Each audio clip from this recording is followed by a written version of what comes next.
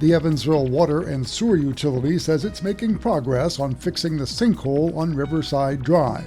Crews are installing 180 panels of sheet piling 50 feet into the ground to make the area safe for excavation and repairs. Governor Mike Braun says the federal government should reimburse Indiana for its help to deport people. The Indiana Department of Homeland Security, Department of Correction, State Police, and National Guard recently signed agreements to help federal authorities with deportations. Armadillo sightings in Indiana have been reported as far back as 2003, but a recent geological survey has highlighted their expansion in Indiana. They've been expanding northward due to milder Indiana winters, with higher numbers in Pike and Vigo counties. More on these and other stories at news.wnin.org.